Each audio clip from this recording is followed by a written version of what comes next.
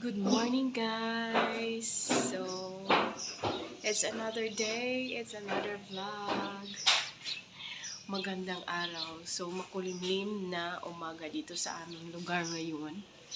Kasi kahihinto lang ng ulan. As you can see dito sa aming labas. Ayan. Makulimlim na umaga. Kahihinto lang talaga ng ulan, guys. Tingnan mo naman, basa-basa pa ang aming daan. At saka makikita niyo ang aming papaya against the light ba? Ang aming papaya. Yan. Basa pa oh. Meron pang mga dumidikit na basa sa kapayas namin. So, update dito sa bahay ni Mother Dear Renovation. So, nalagyan na nila ng anong tawag dito? Parang bracing or bridging dito para sa hagdanan kahapon. So, ito ang kanilang nagawa kahapon. Kasi matagal nila itong naikabit kasi nag-cutting pa sila according to measurement dito sa paglagay nito ng ganito para sa hagdanan. So, ngayong araw naman ay magpatuloy pa rin sila. So, lagyan nila ng bridging dito. So, ganun. Papunta doon. Diyan. So, ayan. So, hindi pa rin na ilagay yung pintuan. Yun, yung black. Against the light yata eh. Kasi, ano pa, yung basa pa kasi itong door jamb. Basa pa kasi siya, parang gumagalaw yung ano niya.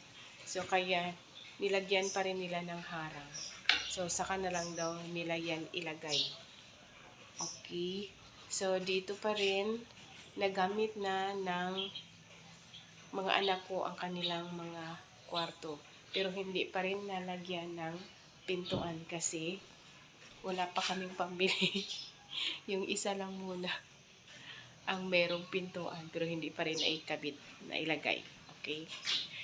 So, ang kalat pa rin dito, hindi pa rin ako nakapagwalis kahapon kasi after na umalis yung panday ay umalis rin ako kasi nag-deliver kami ng tuna. So, mamayang saglit, magwawalis na naman ako dyan para hindi na masyadong maalikabok at pag mag-welding ang mga panday namin, at least hindi masyadong masunog ang aming plyboard. O, diba? Kasi itim-itim, diba? Kasi dadakip ng mga apoy galing sa welding machine ang nakaharang na mga alikabok dyan. So, kailangan ko siyang walisan mamaya. So, ngayong araw naman ay ang kanilang gagawin naman ng aming panday is maglagay naman sila dito ng bridging. Yun. Yung handle or parang protection sa pagbaba namin dito sa hagdan. So, railings, kumbaga. Railings. So, gagawa sila. Umpisahan naman nila ngayong araw ang railings sa hagdan. Okay. So, ganun muna ang update. So, konti lang naman ang kanilang gagawin pero matagal pa siyang magawa kasi mag-cutting pa sila, ano pa sila, cutting ng mga measurements. Diba? So, nagpabili kasi ako ng pandesal ng ating anak. Dumating na pala siya. Magbilang muna ako ng sukli dito. Okay. Magkano ba kanyang binili? 30, 25, 55. Okay. So, bumalik na ang daloy ng aming tubig. So, ang hinanda ko lang sa aming breakfast ngayon is pinainit ko na lang. Yan. Pinainit ko ang aming kanin. Hindi ko na lang siya isinangag. Kasi wala man kaming mantika. Karating lang ng aking anak. Bumili ng mantika at saka pandesal. Diba? Excuse me po. Meron pa rin akong ubo pero kaunti na lang. Pero yung boses ko hindi pa rin siya gaano bumalik sa normal na boses. So, ganon. So, iinom muna ako ng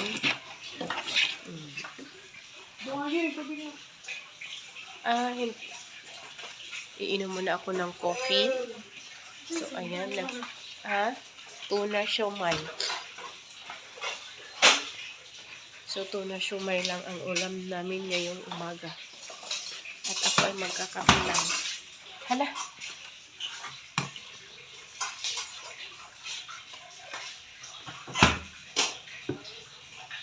Hindi pa tingin ng tubig.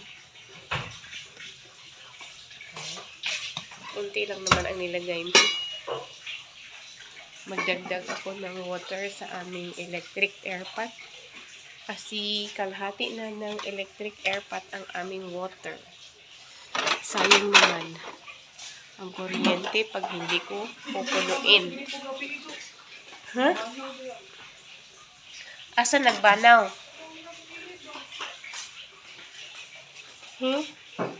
Unsang oras? Hala. So, naka-on daw ang aming gripo dito sa aming gilid ng bahay kagabi, sabi ng aking anak. Buti na lang naagapan niya kagabi nung umuwi siya. Hindi ko kasi napansin. Sino kaya ang nag-on? Tayo-tayo lang naman dito. 3. Hindi naman ako nag-on doon nung kahapon, nung araw pa. Baka yung panday siguro. Ewan, hindi ko alam. Marites time, guys. Lalaki na naman ang bayarin ng tubig natin pag ganun. Kasi matagal daw napabayaan yung naka-on yung faucet namin sa gilid ng aming bahay, guys. Paano na lang kaya kung kahapon ng hapon pa yun naka-on.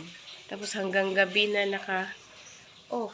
Anong oras din yung kagabi? Mga 8 or 9. Oh my God, almost 3 hours. Hala ka, Diyos ko po. Lalaki na naman ang aming bayarin.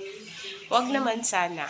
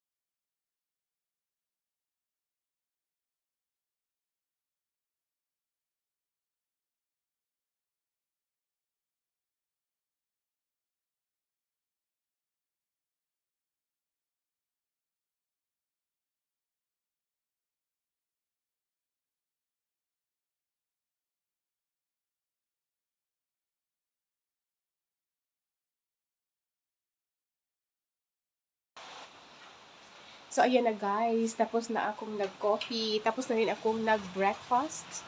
At saka nagwalis dito sa itaas. Sa hagdanan. At pati na rin dito sa baba ng aming hagdanan. So, ayan.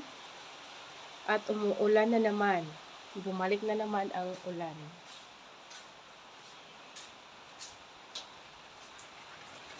Sige, pakita ko sa inyo. Umuulan na naman. Ayan. Umuulan na talaga. Parang meron na namang bagyo siguro. Or baka lalabas na ang bagyo, palabas na dito sa ating bansa ang bagyo. See?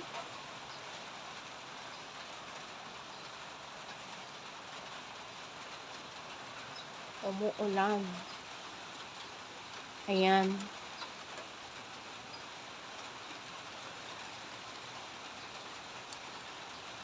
Nagfagi-fagi na doon sa aming kabundukan. So, umuulan na talaga. Bumabalik na naman ang ulan. So, that's all for today's video, guys. Thank you for watching. Bye!